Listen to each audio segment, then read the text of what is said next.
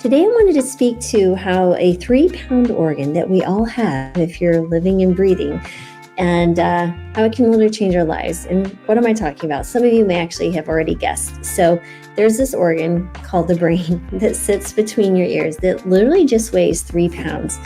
It uses 20% of our glucose every day, and it literally can be the change maker in your life. And the reason I'm saying this is, again, I want to speak to something that I've really found over the years when speaking to patients who've been successful in changing their lifestyle and regaining health and just doing amazing things through interviews that I've had on my podcast. You can check that out at Dr. Lauren Marba's podcast.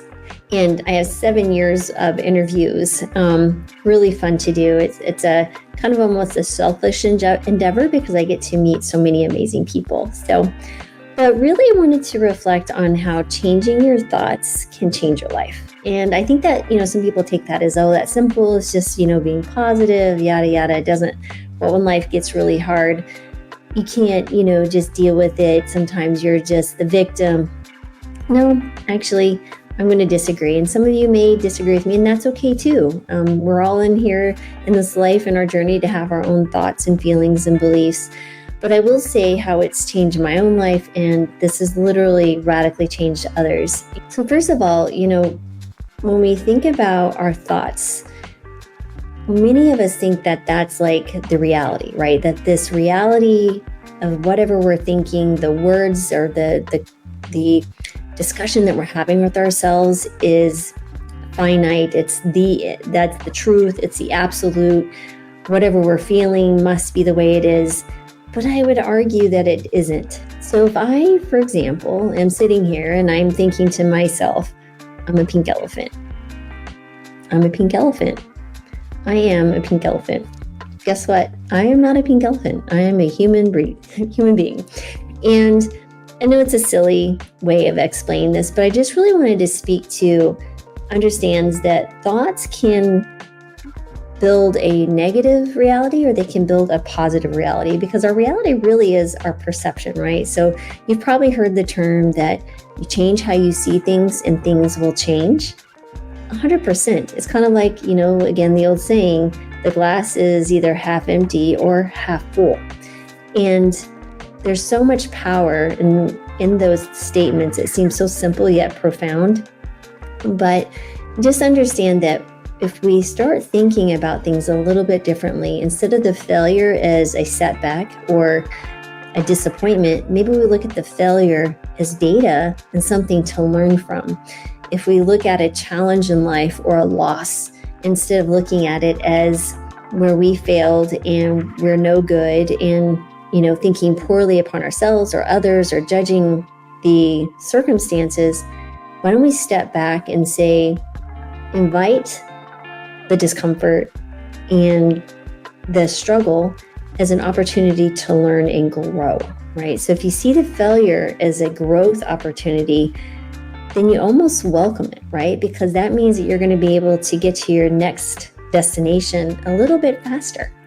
And one of the things I always told my kids was, there's 2 things you can do. You can either go about life and continue making your own mistakes and learn for yourself, or you can learn from others by reading books or discussions or just watching others and take that and learn your own lessons from their experience. And so I just want to lay that out there for you to just start thinking, to understand that our thoughts are not only shaping our reality in that way, but they're also shaping our habits. And our habits really influence our lives because these are the things that we put on autopilot, right? So for me, 12 years ago, before going plant-based, automatic pilot was I cooked, animal products. I mean, we ate pretty healthy, a healthier standard American diet. But now, I changed my thoughts about food. I changed my belief system. I have re-identified, right? But it all started with a thought, right? It started with an experience and a thought and a question and curiosity of like, why was this able to happen? What was going on here? And now it's a habit to only eat plant-based foods. I go into a restaurant, I look at the menu and I look, what can I eat? I'm traveling, I'm planning ahead, what can I eat? I'm thinking for dinner or lunch or breakfast or whatever. It is now my default mechanism, but it all started with a thought. And to understand how we can do this is really neuroplasticity, right? So the brain can change and adapt. And I don't care how old you are. My oldest patient that went plant-based was 89. And, of course, the youngest I've known is a young mother who was carrying a baby and was plant-based already. So literally it can span a lifetime of when you can make changes. And for myself, I'm finding inspiration in seeing middle-aged and older women taking up resistance training and being the strongest that they've ever been. I mean, these are incredible humans. It's just so fun to watch and to identify with them and use them as my own motivation and change my own thoughts about what I could be possible for myself. And so if you're struggling to see the possibilities in your own life, think about others or read about others that inspire you, then you can think about, okay, how can I do this? And when you start thinking about it, when you start looking at ways to develop whatever the skill or conquer a goal, when you start thinking about it, your brain is incredible. It will go, okay, that is our new focus. So it's kind of like if you were out looking for a new car, right? And you're looking to say, let's buy a Buick. I'm a Buick fan. I'm an old lady, like they call it my old lady buggy, or it's actually this boat. You're looking for Buicks and reading about them in the different cars. Everyone suddenly had a Buick. I don't think they had a sell on Buicks, but my brain was already thinking about it. So it was looking for those things that I was already thinking about, right? So if you are, like, for example, if I am inspired by someone who is, doing pull-ups and they're in their 50s, my brain is going to be thinking about, okay, how can I do this, right? So I will instantly be attracted to those Instagram. Granted, there is an algorithm at play here, but this is kind of how it works. I will watch those videos, right? Because my brain desires to be inspired and see these incredible humans doing incredible things at a different age than what would be expected. Anyway, we have neuroplasticity. It's not just when we're little and children and young adults. Our brains can continue to learn. You can teach a wiser, more experienced person a new trick, so to speak. So think about that. And I think the other thing here is really understanding that we have limiting beliefs. So what are limiting beliefs? So they're basically negative thought patterns that hold us back, right? So let's say that when I was a kid, I grew up in a home where it was a difficult situation and education was not expanded. Let's just say that education was not their highest priority. And instead, it was just survival, right? Getting money to pay the rent, money to pay the mortgage, money to put food on the table. So, my parents, I'm sure they did the best they could. But if I had limiting beliefs thinking, well, I'm just meant to be someone who grew up in a poor home, I'm going to continue to be that way. I'm not smart. My parents were teenagers when they had me.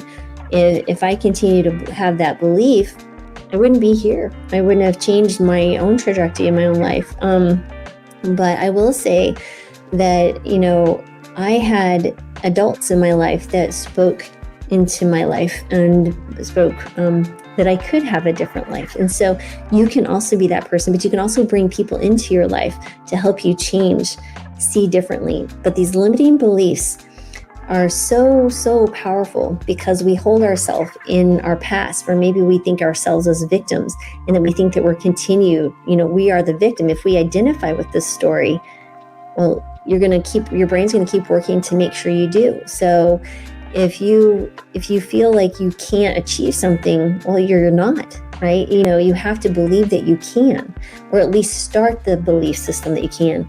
Or if you still struggle, and we all struggle, right? We all feel like we all fall short and aren't always the best that we can be. But if every single day you're working towards that goal, you're going to find that you build confidence and those limiting beliefs will change. But you have to start with different thoughts. You have to think differently if you want a different outcome. So if you think that you can't run a marathon, then you won't. If you think you can't walk around the block, you won't. If you think you can't eat a whole food plant-based diet, you won't. You say like, oh, I want to, but I can't. Well, you've already lost, right? But if you say, I want to and I will try, I would still even push you further and say, I want to and I will, right? So we have to change the limiting beliefs that we have. And you just have to reframe some thoughts. And one of my favorite books, and I did actually interview the author, is Dr. Shad Helmstetter, and it's basically what to say when you talk to yourself. And I started using some of his strategies, and he has an app where basically speaking positive terms. And so let's say it's around weight loss, or if you want to exercise, or changing your limiting beliefs about money, or whatever it might be, relationships. And speaking thoughts, or he's saying thoughts, or saying statements, that when you start hearing it and start thinking about it, guess what? Your brain is starting to incorporate that. You're starting to relay new tracks. Your habits will change. Your thinking will change. So check that out too if you haven't. But that is the beginning, is changing our limiting beliefs. And I promise you, if you start thinking and set aside time away from the busyness, away from the craziness of life, set some time away where you're just hanging out and being bored. Honestly, let your brain think about things. Let your brain think about the future, about where your life is now and where you want to be.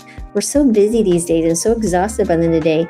We're just numbing ourselves in front of screens, be it this little screen now on social media or TV or whatever.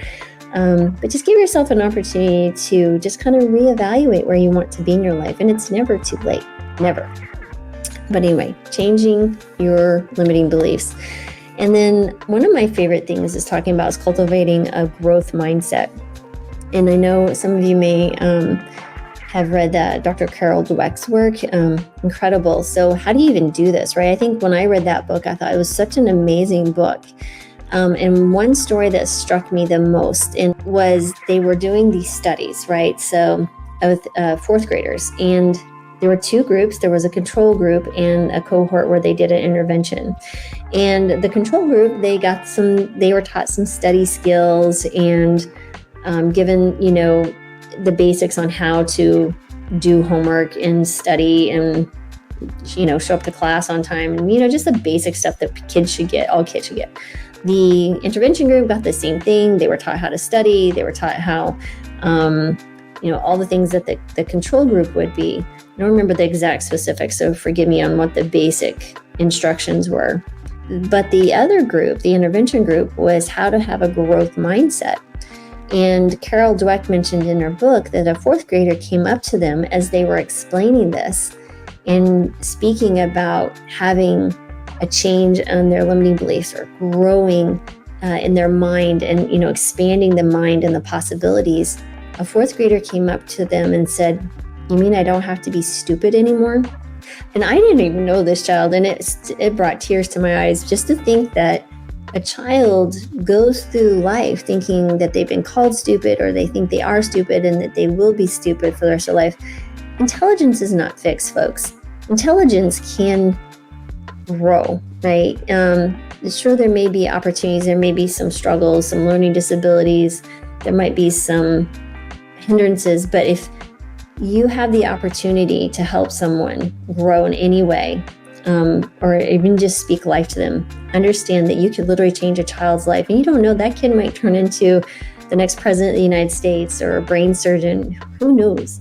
But just know that the growth mindset in our roles also with our kids, with our neighbors, with our colleagues, with our siblings, our parent, anybody, we can be that model by showing and speaking life to them and, sitting back before you respond. If you're angry or something, just holding back and saying, how can I actually make this a more positive experience for someone? But anyway, the growth mindset piece is really cool and just really important to understand the difference between the fixed and growth mindset. And we all have fixed and growth mindsets. And it doesn't mean that we're always in a growth mindset. You may be fixed one moment and growth the next on different things. But basically, fixed mindset means that you believe your abilities, like for example, or intelligence, are fixed traits, that it's genetic. It's absolutely not. In contrast, the growth mindset is the belief that abilities of intelligence can be developed with effort, learning, and perseverance. And how do you do that? Well, you embrace challenges, right? It's the challenge of going to plant-based diet. It's the challenge of doing a pull-up after you're 52, like I'll be 53 at the end of the month. It's the challenge of running a 5K for the first time. It's a challenge of learning a new skill, playing the piano, taking singing lessons, learning art, some creative endeavor. Those are the things you can do. Learning to cook if you've never cooked before. You don't want to shy away from the difficult task, because the difficult tasks are what is going to allow you to grow. And once you start developing skill set and you become more confident, it gets more and more fun, right? So go in it with enthusiasm. Think of something that might be enjoyable that you'd like to learn, and just start. And that effort, like I said, is literally your pathway to mastery. But you have to embrace, I can call it the embrace the suck. So it's a little bit of my military background there. And like I said before, let's learn from your setbacks. Celebrate your growth. Always looking to more learning opportunities. Staying persistent. And just as you are going through all these things and you're listening to your own chatter, think of that. Think about and reflect and go, is what I'm saying to myself actually changing? And I will say again, Dr. Shad Helmstedter's book, my chatter did change, and I feel like I have a pretty positive mental chatter, but it can be negative sometimes. But that actually changed, and it gave me energy. I wake up with energy to tackle the day and start a whole new adventure. Since we shut down Mora, and which was my company. My second company this summer. Just set goals, continue to make progress, celebrate those progress. You just want to continue to try to work and grow that growth mindset. And I think one other thing that's really important here is just that understanding goal setting needs to be aligned with your values, and make your goals part of the journey, right? So if you think about let's say that one of my values is my family, right? And for me, time with my family means that I want to, every single day that I'm on this earth, I want to be able to do anything and everything I want to do with them. That includes hiking, running, scuba diving, snorkeling. I don't care what it is. If I get to have some experience with them, I am overly joyed, right? So part of that means that as I get older, wiser, that I need to appreciate and value health. So for me, independence, strength, understanding that I've done everything I can to maintain my health means that I'm going to allow myself time with my family. So every goal that I have is aligned with that value. So I think of values are a compass, right? So they point in one direction. You never get to the end of the value. I never get to the end of my value of family, right? It's just everything that I decide, my goals, my decisions, are they aligning with my values and my belief systems? So my goal of doing more resistance training or running or doing pull-up, something as simple as that, people just think, oh, it's just the goal of doing a pull-up. Actually, no. I'm thinking someday when I get a grandkid, whenever that might be, I'm going to be able to get down on the floor and play with them, or I'm going to be able to run up the stairs and play with them. I'm thinking of the future as I get older and my children get older. I want everyone to be healthy together, and that we're not in a hospital room with someone being sick because I chose had different choices in my life where I fell and broke a hip, or I tripped over something, or I'm taking multiple meds and had diabetes. And again, none of this, I'm saying that I'm doing this is just my own life. This is how I have to view it in order to make those goals and conquer those goals. So take that. And I think for me, I also have daily affirmations, and it's not like really specific daily affirmations, but at the end of the day, my affirmation is that I'm doing everything I can to live the values of service to others and bringing love and light into the world. And one thing that I've started more recently was I have this jar over here, and I put it on their abundance jar. And whenever I find some coins on the ground, pennies, dime, we found a quarter and a penny recently this week, I put it in that jar, and I was like, this is the world God universe, whatever you want to call it, giving me abundance. And so every time I see that, I see that abundance jar. It's in my kitchen because I'm literally down here all the time. And I'm just saying thankful, right? So that for me, that daily affirmation is really a thank you and gratitude, and then visualizing that I will be open to more abundance, and then allowing that abundance to flow through me to others as well, right? So, because it's not mine to keep, I will leave this world without anything other than the energy that came to make me to come to be. But the abundance jar has been my gratitude jar as well. So I say thank you for my penny, thank you for the quarter, and thank you for many other blessings in my life, including the challenges. And so, just to kind of wrap this up, but I really want you to know that you can overcome challenges if you change your thoughts, change your life, change your way you're viewing a struggle, right? If it's weight loss, if it's chronic disease, if it's a relationship, if it's financial troubles, if you look at them and examine past actions and the thoughts that maybe got you into the situation, think about it and be creative and go, how can I change my thoughts about this situation? Maybe it's, okay, I'm in debt and I need to change my thoughts on how I'm always in debt, because what's going on there? Is it I'm struggling to find a job that would allow me to pay off the debt? Is it I have a spending issue? Am I living outside of my means, so to speak, right now? Because I will tell you, there's so much stress going on around the financial world, which creates more stress in your life. But I will say that was one thing that I really struggled with, was my money beliefs, right? Because growing up like I did, was not a good and easy, simple thing to overcome, to understand that money will come, but I also will be generous. But at the end of the day, I think, just using the debt situation, maybe there's like a skill set, a side hustle or something you can do. Maybe it's a matter of cutting up the credit cards so they're not so easy to use, or getting rid of the Amazon app so it's not so easy to click on it.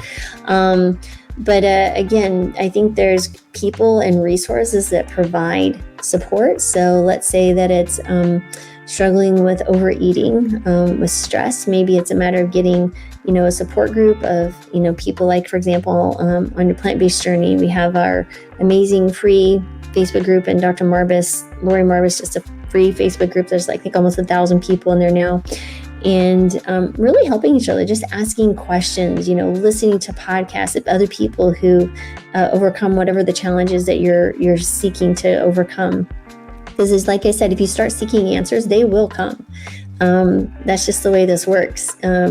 People talk about manifesting, but honestly, I do believe it's just, you start putting your attention towards something and your brain will find the answers. And, it's kind of like the master will appear when the student's ready, 100%. And that master might show up as your next door neighbor. It might show up as your child. It might show up as your sister.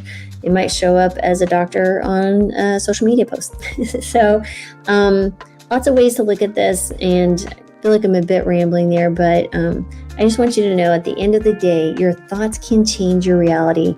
And it all starts with this 3-pound organ between your ears. And I hope that's helpful. I have thought a lot about this, and I think it's simple but profound. And I hope you will take this as an opportunity to just sit back and think about your own thoughts, and know they need to be kind to yourself and generous and loving and gracious. And you are here for a reason, and you have a purpose. And yeah, we're all here. We're all, and my belief is that we're all extensions of God, every soul, everything here. And look for your purpose, and know that you are important and special, and you're here to change lives, including your own. And I know that's hard sometimes when you're really struggling, but you can do it.